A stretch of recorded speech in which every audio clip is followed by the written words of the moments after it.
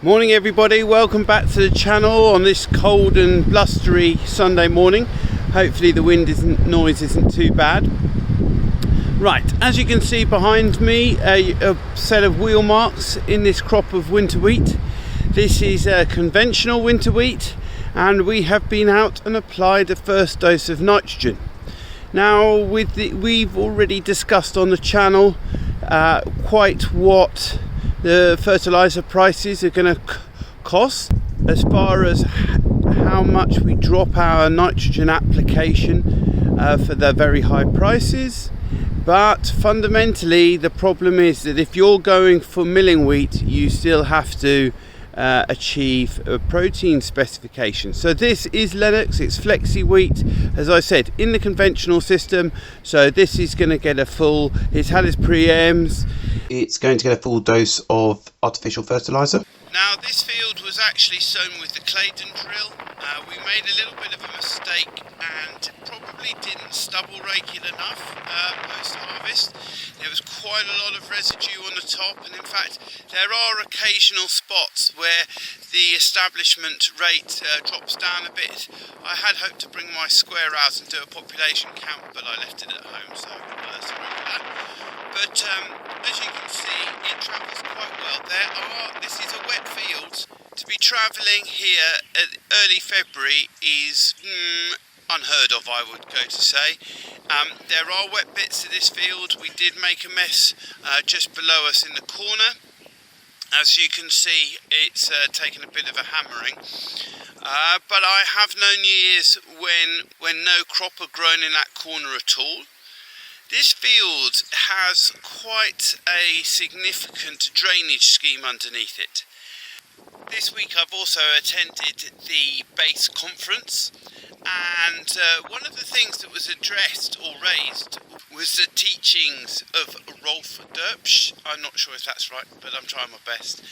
And his 10 critical points for getting conservation agriculture working.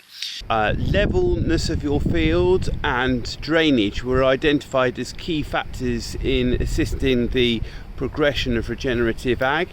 And as you can see me behind, we've got a little white flag out there, and this field is pretty wet, low-lying, and has an extensive 1960s drainage scheme in place. Now this is the second winter in a row where the drains have collapsed. So we are in a process of repairing this drain, similar to our repair of last year, but it's an ongoing issue, and really highlights the fact that the drainage schemes of the 1960s that were put in during a period of subsidised drainage are really coming to the end of their lifespan, and they're creating a big issue where we will have to invest quite considerably to bring them up to date. So this is the Watercourse just below the blowout.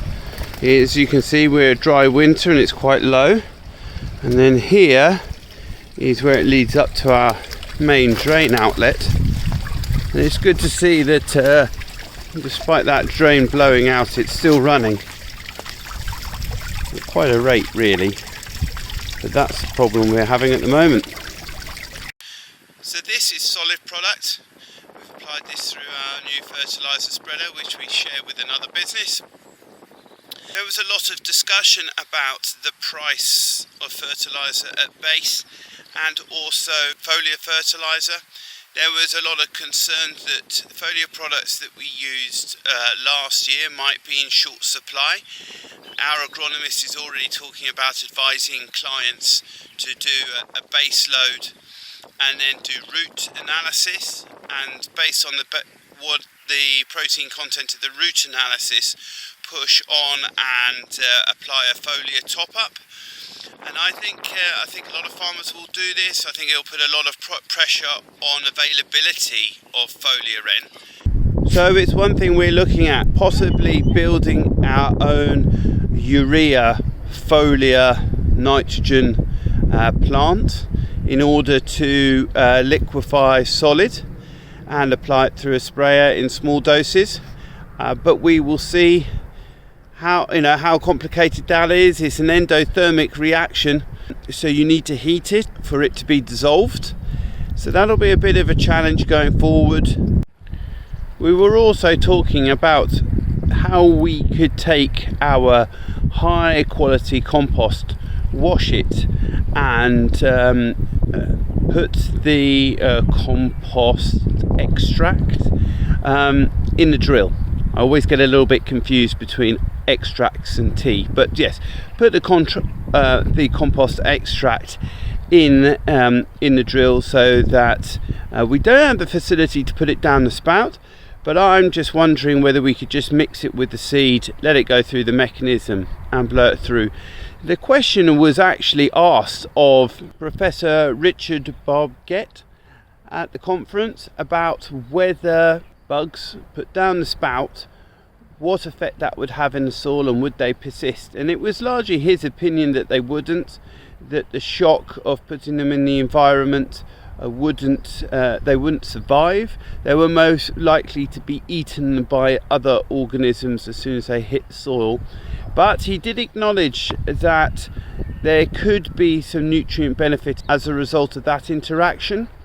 So it's still something I would be interested in looking at. The nice thing about just pouring it into the tank of the drill is at least then we could do a strip trial and see if there was a yield response of putting it in with the seed, rather than just investing a lot in a liquid fert tank or a liquid application.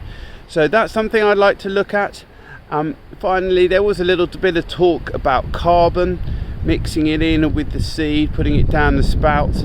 Reference was made to the David Attenborough comments on his TV series about in Kenya, where they wrap seeds in a carbon and fertilizer source. So I'll put a link below to cover that. So thank you very much, everybody. Thank you for watching the channel. Please give us a thumbs up, press the little bell to subscribe. We'll see you next time. Cheers, bye.